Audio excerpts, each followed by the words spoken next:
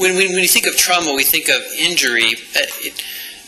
Tell me how, or tell the jury, how this perception of injury can cause this trauma. The perception of it can cause dysfunction because the brain is the central organ of the stress response, and we perceive the threat initially through our senses, and we process that information through the brain. Under conditions of high magnitude stress, the brain functions a little differently than it does in other situations, and so permanent and lasting damage can be done, performance is severely degraded, and other what we call higher order cognitive functions are significantly impaired. One of my jobs is to work with the special operations community in helping to mitigate the negative effects of a high magnitude stress so people are still able to perform. So tell me, related to your job, why is that important? Why is it important to train these individuals to mitigate that?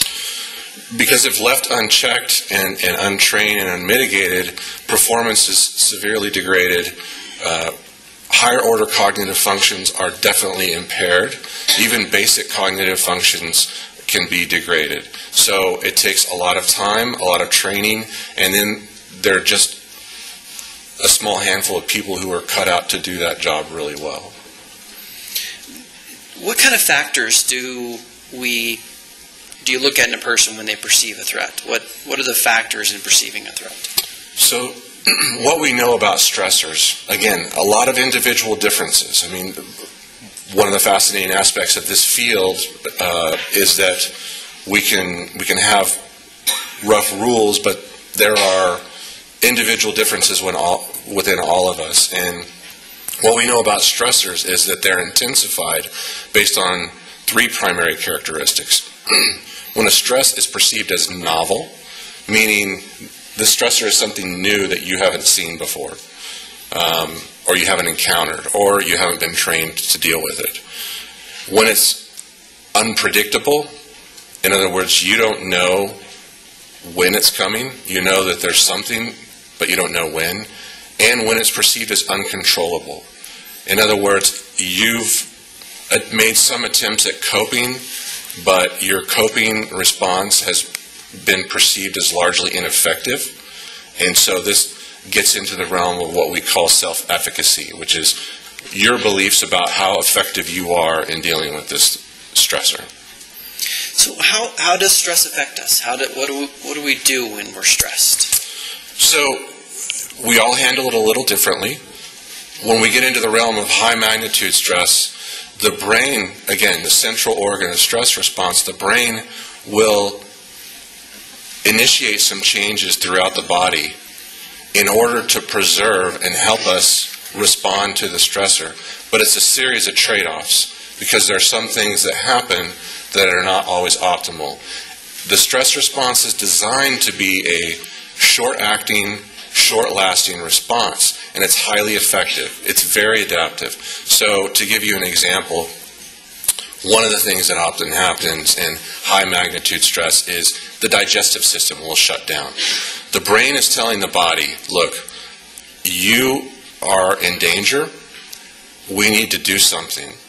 So it shuts down really highly expensive systems. And the two most highly expensive systems in your body are your immune system and your digestive system. So on a moderate type stressor, that's why people talk about stress making you more vulnerable to a cold or sickness. Your immune system's very expensive to run, and under prolonged stress, the body will shut it down. Similarly, when we're talking about the digestive system, it will shut it down. And if you've ever been very stressed, one of the first things that you might notice is getting a dry mouth. Well, that's because the digestive system is shutting down. That's an expensive system to run, and the brain wants to make all resources available to deal with what is perceived as a threat to life. It will shut down the digestive system from the beginning of digestion, which is the mouth, to the end. You may have heard stories about people defecating or urinating in their pants under life-threatening conditions. That is the digestive system purging itself from any need to devote resources to it. People get nausea, butterflies in the stomach. Those happen under conditions of moderate to severe stress. One of the other big things that happens is called vasoconstriction. So the body will take blood supply within the capillaries, constrict the capillaries, and redirect the blood supply to major muscle groups. And that's done for a couple different reasons. One is so if there's an injury to a limb, you have less blood supply, you're going to bleed out less. It's also so major muscle groups like your pecs, your quads, your back are prepared and fully energized in order to respond. One of the trade-offs that happens, though, is that within the brain... So, Dr. Johnson, just so we don't keep going too much, because they could object that it's narrative, are there downside? Are there trade-offs? There are definitely negatives to that. So with vasoconstriction, you get loss of fine motor control. Your hands will start to shake. They might become a little clammy because there's less blood supply. They'll get cold. You can have what's called visual narrowing. Within crime scenes, witnesses have said, they call it weapon focus. Well, that's the only thing that they saw, and to the detriment of looking at other things within their field of view. We also have the loss of the ability to plan, be creative, consider alternative explanations or alternative courses of behavior, courses of action. Functions like memory, concentration, those things are impaired. Memory is definitely impaired, but our judgment and our logical reasoning are degraded, but it's all for the express intent to get us out of the situation that we're perceiving as threatening. Then you were talking about how in warfare you have, and I'm sorry, what was the number again? The fraction of a second to 250 milliseconds, which is a quarter of a second. Okay. Would you agree that 27 seconds is quite a bit more than that?